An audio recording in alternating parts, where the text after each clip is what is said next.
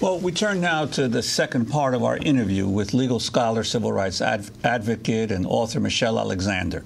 Her book is The New Jim Crow, Mass Incarceration in the Age of Colorblindness. Former director of the Racial Justice Project at the ACLU of Northern California, she now holds a joint appointment at the Kirwan Institute for the Study of Race and Ethnicity and the Moritz College of Law at Ohio State University. We continued yesterday's interview with Michelle Alexander after the broadcast, and we started with a clip of President Obama's speech at the NAACP Centennial Celebration last year. We've got to say to our children, yes, if you're African American, the odds of growing up amid crime and gangs are higher. Yes, if you live in a poor neighborhood, you will face challenges that somebody in a wealthy suburb does not have to face.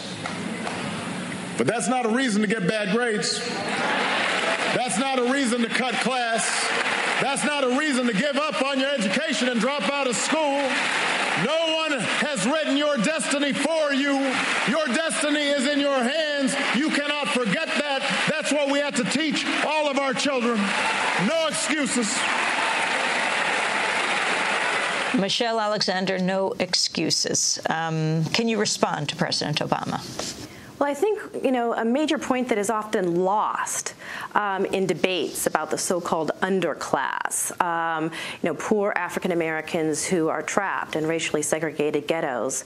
The points that's often missed is that huge percentages of the people residing in those communities have been branded felons, and therefore discrimination is perfectly legal against them.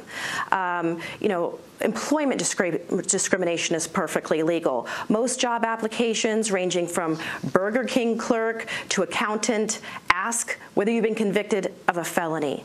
And studies show that, about 70% of employers say they won't even consider hiring someone who's been convicted of a drug felony. Public housing is off limits to you if you've been convicted of a felony. For a minimum of 5 years, you are deemed ineligible for public housing once you've been branded a felon. Discrimination in private housing markets, perfectly legal. So here you are, recently released from prison, having been branded a felon for engaging in precisely the kind of drug activity that's ignored in middle-class white communities. You're branded a felon, you can't get a job, and then public housing is off limits to you. Where are you expected to sleep? So an aunt or grandmother takes you in. Now, let's say you're one of the lucky few who managed to get a job. Well, up to 100% of your wages can be garnished. That's right, up to 100% of your wages can be garnished to pay the costs of your imprisonment. Increasing numbers of states are requiring former prisoners to pay back the cost of their imprisonment, pay back court costs, court processing fees, even the cost of their representation, even if they've been assigned a public defender, and back child support. You're required to pay back all the accumulated child support that you incurred while you were in prison. So up to 100% of your wages can be garnished, even if you're one of the lucky few who managed to get a job after being branded a felon. What is the system designed to do? The system is designed to send you right back to prison, which is, in fact, what happens to the vast majority of people who are released.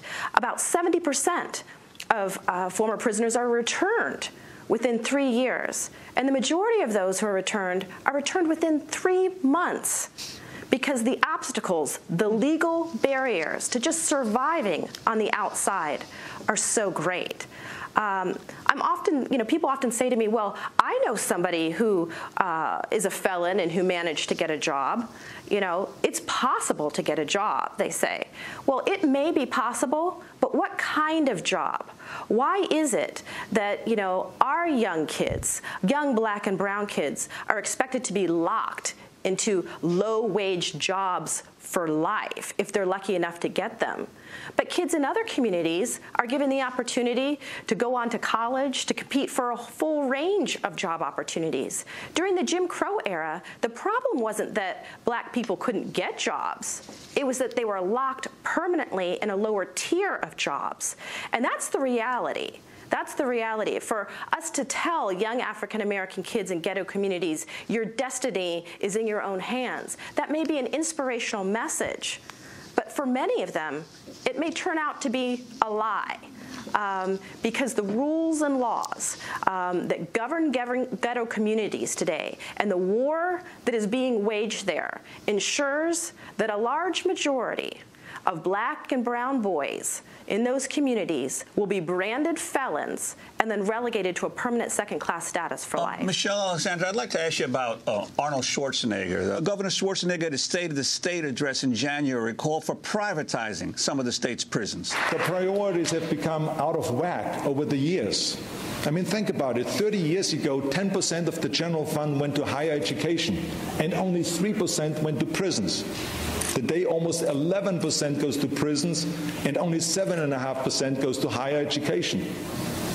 Spending 45% more on prisons than universities is no way to proceed into the future. Your reaction to Governor Schwarzenegger's newfound concern about the situation with the prison system in his state? Yes, well, many people reacted with glee to Governor Schwarzenegger's kind of apparent embrace of the books not bars theme that had been a rallying cry for grassroots organizations in the state for more than a decade.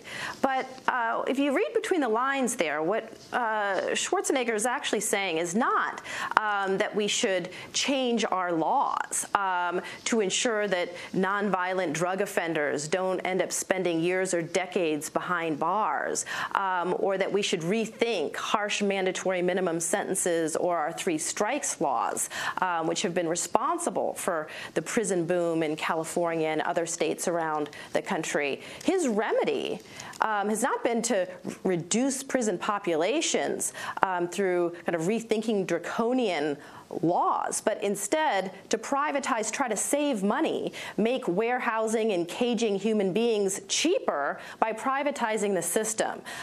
Certainly, this announcement must have been met with glee on Wall Street, where, many companies like the Correctional Corporation of America, is making millions of dollars and hopes to expand its market of caging human beings for a profit. So sadly, although Schwarzenegger embraced the books not bars motto, what he actually plans to do in practice is, or may well be, worse than the system that we have today.